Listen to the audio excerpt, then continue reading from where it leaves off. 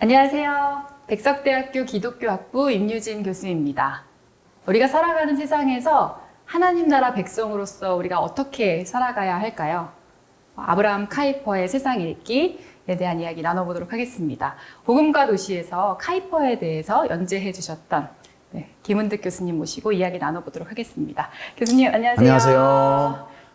백석대학교에서 조직신학을 가르치고 있는 김은득 교수입니다. 말씀하신 대로 복음과 도시에서 카이퍼 통신을 연재하였습니다. 네, 아브라함 카이퍼. 예.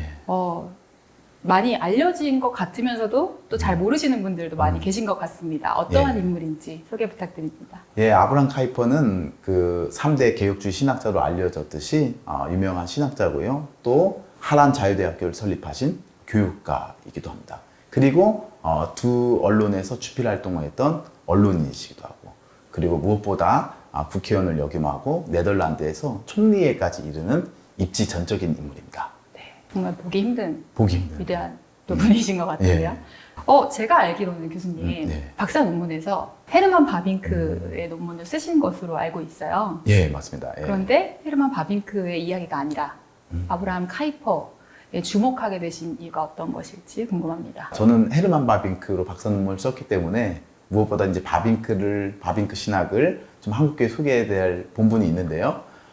그럼에도 불구하고 이제 바빙크보다 이제 카이퍼를 선택한 이유가 있다면, 두 분의 어떻게 보면 캐릭터 차이가 좀 있어요. 어떤 차이가 예. 있죠? 예를 들어서 이제 바빙크는 되게 비저널이에요. 그런데 그 비전을 이제 조직화하고, 그러니까 이론화하고 체계화한 사람은 바빙크예요. 그런데 또 이 체계화된 이 이론을 실질적으로 실행하고 실제로 변화시킨 사람이 바로 또 카이퍼이기도 합니다. 그런 의미에서 저는 카이퍼에 또 주목하게 되었는데, 물론 이제 그렇다고 해서 바빙크가 뭐 문제가 있다는 것이 아니라 그런 이론의 조직화 이런 것들은 늘 필요한 것이고요. 근데 이제 카이퍼가 좀 한국 분들에게 좀 맞는 것 같아요. 직관적이고 뭐 비저너리, 좀 우리 한국계 목사님들 많이 좋아하잖아요. 그쵸. 또 그런데 그것이 그런 비전에서만 끝나는 게 아니라 실행까지 이끌어지는 거. 비전이 있으면 실행력이 없는 분들이 많고, 또 실행력이 좋은 분들 보면 좀 이렇게 비전이나 약간 이상이 좀 빈약할 때가 많거든요. 그렇죠. 두 가지 다 갖추기는 예. 좀 힘든 부분인데. 그렇죠. 그 두 가지 비전과 실행력을 다 갖춘 사람이 아브라함 카이퍼라고 할 수 있겠습니다. 실질적인 네덜란드 정치 사회를 변화시켰어요. 네. 어떻게 했냐면 기독교적 세계관에 기반해서 기독교 교육 운동을 펼쳤고요. 그래서 기독교 교육을 하고 싶은 학부모의 열망을 담아냈죠. 그래서 기독교 학부모들이 지금 한국 상황만 해도 모든 그 기독교 교육을 시키기 위해서는 학부모들이 경제적 부담을 다 짐지어야 합니다.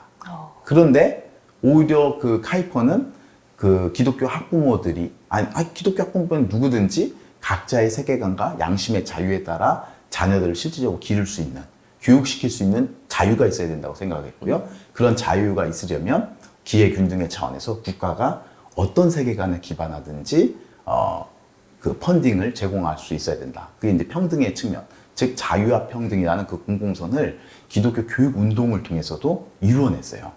그렇게 해서 기독교 세계관에 기반한 기독교 교육 운동, 그리고 기독교 교육 운동을 통해서 기독교 정당을 세우게 되고, 그런 식으로 각각의 세계관에 기반한 하위 문화를 형성하게 돼서 네덜란드 정치 사회 문화를 실질적으로 바꾸어냅니다. 그런 것들 보면 좀 놀라운 인물이죠. 그래서 네덜란드 정치 사회 구조를 세계관에 따른 분화, 이념에 따른 분화라는 말을 해요. 그래서 네덜란드 정치 사회 문화가 그렇게 1960년대까지 이루어졌다고 합니다. 그게 이제 카이퍼의 큰 영향력이라고 할 수 있죠. 네덜란드와 한국 사회는 좀 차이가 있을 것 같기도 한데요. 예. 이것이 한국 사회에도 도움이 될까요? 그러게요. 그런데요, 저는 도움이 된다고 봅니다. 예, 지금 한국 사회에 특히 저는 세상 모든 영역에 하나님 주권을 드러내야 된다는 것도 기본적인 원리로서 우리가 받아야 하고요.